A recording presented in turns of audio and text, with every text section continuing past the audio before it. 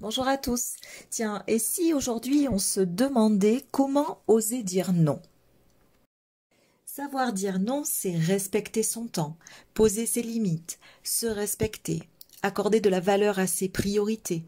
Donc, s'accorder de la valeur à soi-même. Il est essentiel de savoir dire non, tout en expliquant, en définissant ce qui est acceptable pour nous et ce qui ne l'est pas.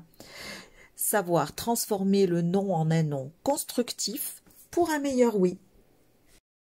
Il peut s'avérer parfois difficile, compliqué de dire non. Qu'est-ce qui fait que l'on pense non et que l'on dit oui? Les raisons pour lesquelles on dit oui plus facilement peuvent être multiples. On peut associer le non à une situation négative, à de l'égoïsme ou à de l'hostilité. On peut aussi avoir peur du conflit avec son interlocuteur. On n'a pas envie de le vexer, on n'a pas envie de le heurter. On peut imaginer le pire si jamais on lui dit non. On peut aussi vouloir se sentir indispensable, sympathique, apprécié. On souhaite avoir de la valeur aux yeux des autres. On peut tout simplement avoir envie d'être aimé. Quels sont les effets négatifs d'un faux oui? À court terme, un faux oui peut créer des frustrations, des ruminations, voire des rancunes un peu tenaces. On peut se dire alors, c'est toujours les mêmes qui trinquent, pendant que d'autres, cela coule douce. On peut aussi saper son estime de soi en se sentant bête et incapable de s'affirmer.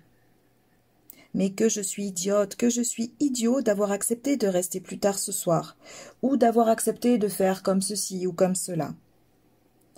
À plus long terme, on court aussi le risque de se sentir systématiquement obligé de dire oui à chaque occasion.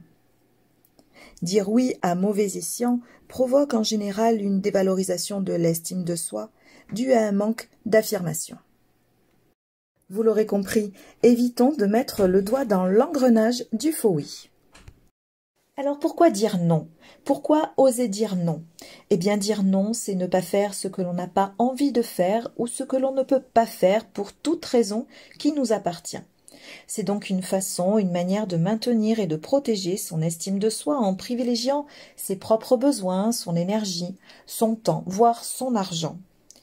Attention, l'idée n'est pas de dire non de manière systématique, mais de le dire de temps en temps. Il ferait apprécier un peu plus le oui que l'on accordera de bon cœur. Et puis, lorsque je sais dire non, c'est bien pour moi, c'est bien pour les autres. Je sais ce que je pense, je sais ce que j'aime, je sais expliquer ce que je souhaite ou ce que je ne souhaite pas. Je sais donc résister, me protéger, me faire respecter et bien sûr me respecter moi-même. Je grandis et puis quand je sais dire non, je sais encore mieux dire oui. Savoir dire non peut être un travail qui demande de l'entraînement. Alors si c'est le cas, n'hésitez pas à vous positionner devant votre miroir, devant votre glace pour vous entraîner régulièrement. Dire non nécessite de la fermeté. Pour autant, il est important de dire non à la demande et non pas à la personne qui est devant vous. Soyez honnête, soyez authentique avec votre refus, argumentez, sans pour autant vous justifier. Agissez avec cœur, avec estime, avec bienveillance. Pourquoi pas aider la personne à trouver une autre solution en lui donnant d'autres alternatives, d'autres ressources.